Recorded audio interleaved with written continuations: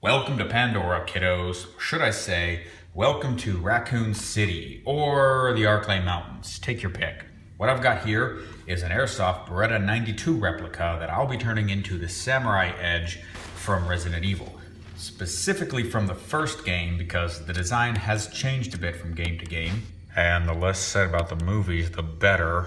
I picked this replica for two reasons. Number one, this is what's known as the Brigadier variant of the Beretta, which means it has this hump in the slide right here and these forward slide serrations. Both of these features I need to be accurate to the game gun. And number two, it was like $7 on Amazon. If you don't know what the Samurai Edge looks like, I can actually show you because here's one I prepared earlier. I've always wanted to say that. This one I made for Chris Redfield, and this one I'm going to be making for Rebecca Chambers. And in order to do that, I'm going to need to fill and sand this logo and these screw holes. I'm going to paint the barrel to make a bare metal finish. When I did Chris's gun, I couldn't decide if I wanted to do a chrome nickel finish or more of a satin bead blasted stainless finish. And I think what I ended up with looks pretty good. And I'm going to need to make these custom wood grip panels with these enameled stars emblems in them. And last, I need to weather the whole thing to make it look like it's been through years of training, practice, and duty carry, and one night in a zombie-infested mansion. Or in Rebecca's case, 2 nights in a zombie-infested mansion. I mean, depending on what you consider canon with Resident Evil 0 and 1 and that whole timeline.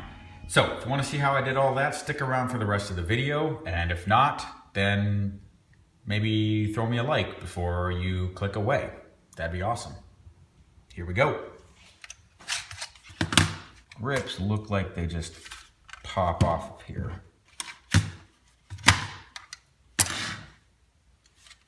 Huh. Can't honestly say that I was expecting that. Okay. This is gonna have to be sanded off of here. That's strange. Yeah, that's all molded in. I wonder if these are even real screws.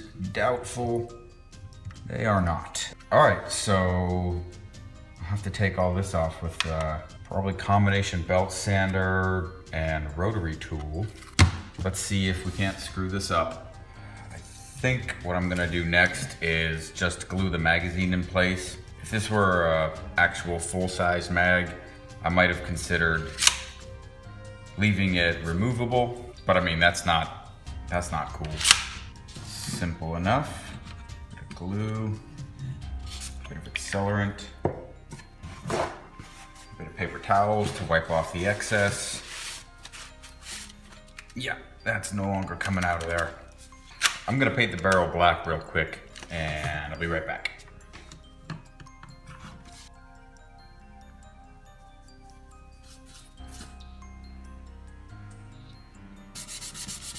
That is logo filled, screw holes filled, and unwanted seams filled. The next thing is get started on the grips. It's not as straightforward as it seems because Berettas and I know CZs have this ridge right here. The backside of the grip panel needs to be stepped. I need to transpose this onto here.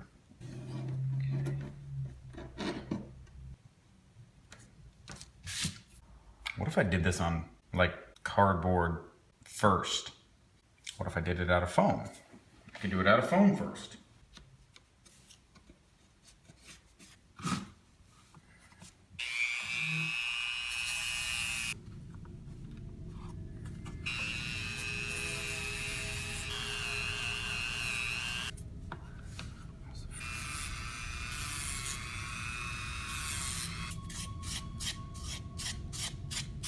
I think that's a waste of time.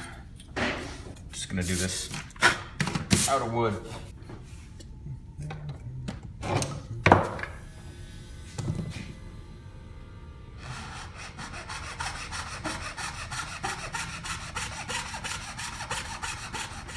a little bit oversized because I'm going to sand bits of it down.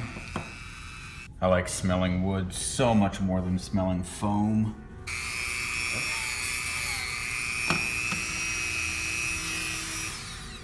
All right. Yeah. Okay.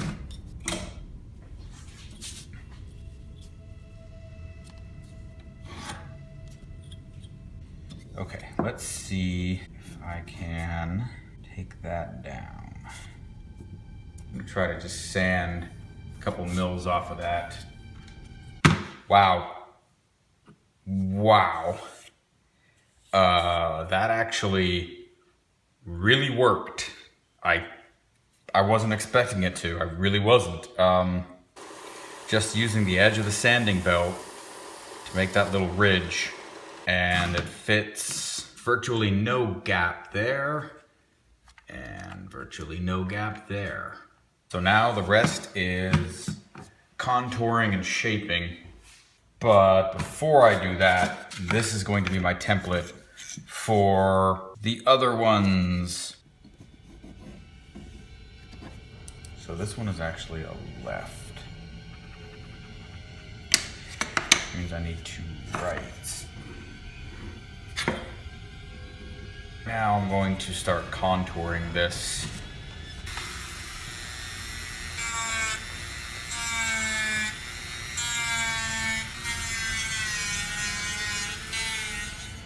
There we go. Basic contouring done.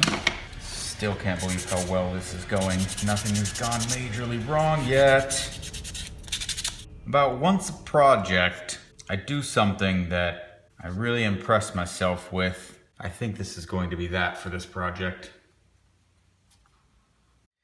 Now the pictures show a black textured surface on there, which I'm kind of assuming is like a textured hard rubber inlay. I don't really have the tools to do that here, so I'm going to cheat a little bit and just spray some texture on there.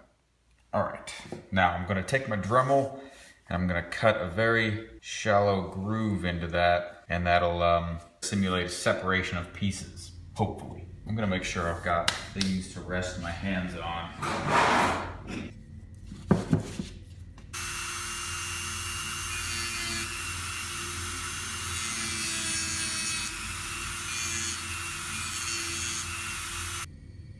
I think that's actually working.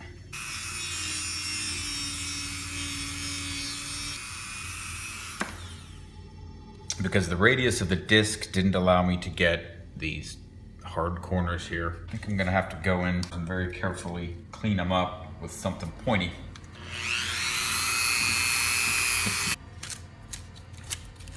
If anyone asks, these are separate pieces, all ready to be stained. First, we're just gonna hit them real quick with the tack cloth. Okay, now they're ready to be stained.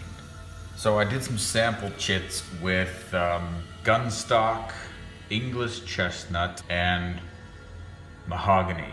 And I decided the gun stock's too light, the mahogany is too dark, and the English chestnut is going to give me my Goldilocks color. The first part of staining is pre-staining. And what pre-stain does is allows the stain to soak in uniformly. So if you have a wood that doesn't have a very dense grain, it will keep it from looking blotchy. That has to soak in for about 5 to 10 minutes. I'm gonna wipe the excess off. This is my well-loved can of Minwax English Chestnut.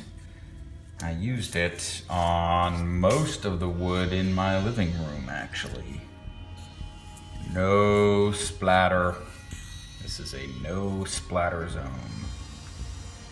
That's a lie. You can tell from all the splatter. Ugh, all right.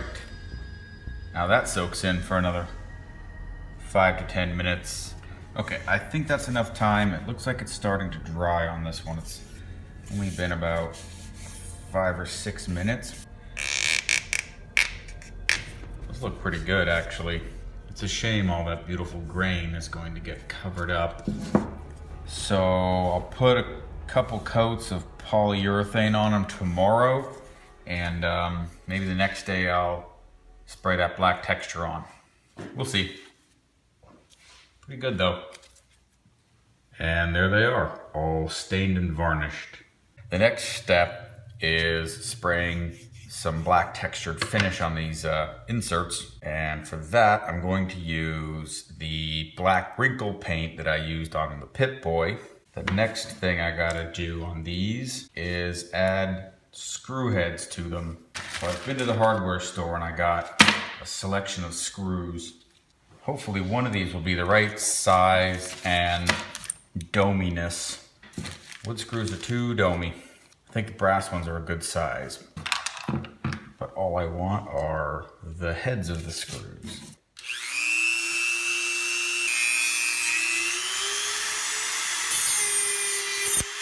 Ow, God, that's hot, ow. I mean, I knew it was going to be hot, but didn't expect it to fall on my finger.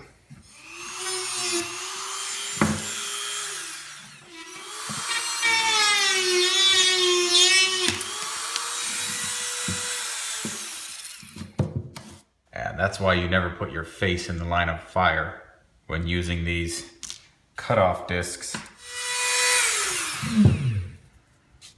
There we go.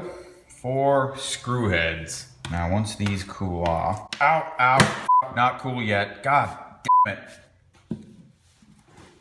Now that they're cool, we can test them for size. And we have to blackify the little screw heads for the grips.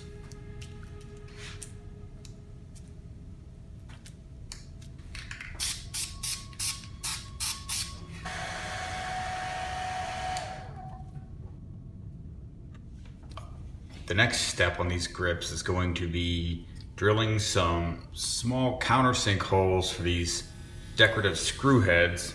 And for that, I'll be using this 3/8 inch end mill because that's going to give me a very clean, flat bottom hole. But first, let's test it. Wow.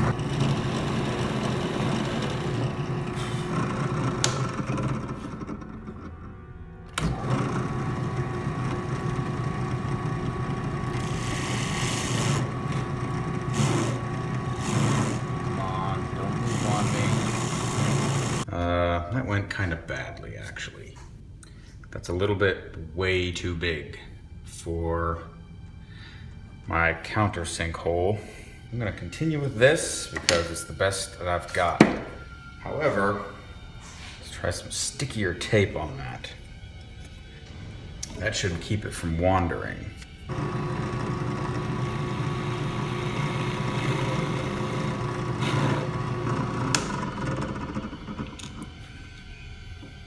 Better. That's better. Now we need to make them match the rest of the wood. Actually gonna make a small puddle in there, like that. Hey, that was way easier. I think the best way to glue these in place is going to be with a dot of super glue and some light pressure. Boop. Well, ultimately, those holes, although a little bit oversized, don't look completely terrible. I guess I'm happy with that. The last piece for our grips is enameled stars emblems. These gorgeous little medallions come from dsgrips.com. It's what they put in their custom samurai edge grips, so I figured it would be good to put in my custom samurai edge grips. These little emblems look absolutely gorgeous. The only problem is they look absolutely gorgeous. And that's not going to jibe well with our well-used samurai edge look, so just gonna have to dull these up a bit. I almost hate to do this.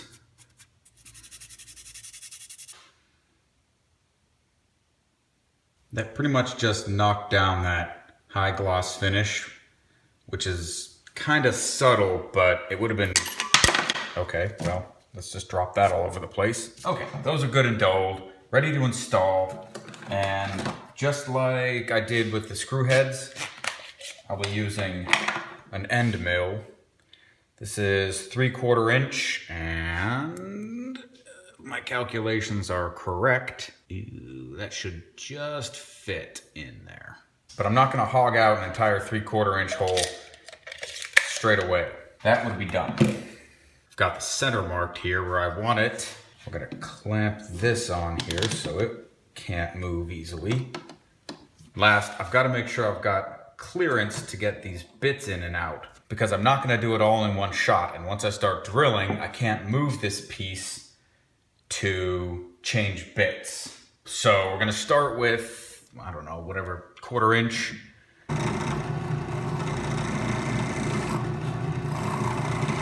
1/4 inch to 1/2 inch to 3/4 inch. Yeah, that's good.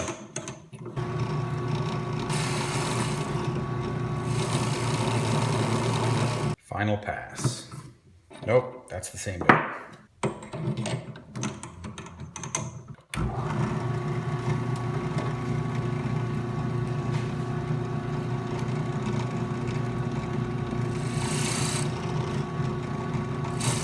Beautiful.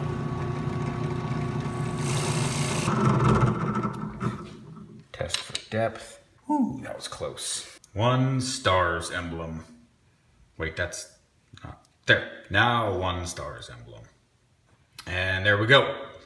I'm going to stain the holes that I just drilled the same way I stained the screw holes. I'm using 5-minute epoxy to glue these in place because I might need a few minutes to get them perfectly oriented.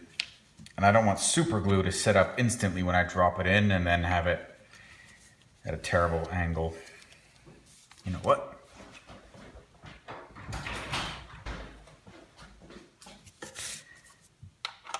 You know, on closer inspection, I think just painting the inside of that hole black would have been better than staining it.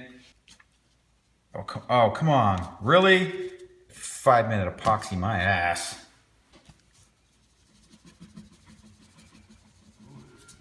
So what I'm gonna do is line this with super glue. Put a little bit in the middle for good measure. I'll line this and this and this like that. Push the back down. Don't see any squeeze out.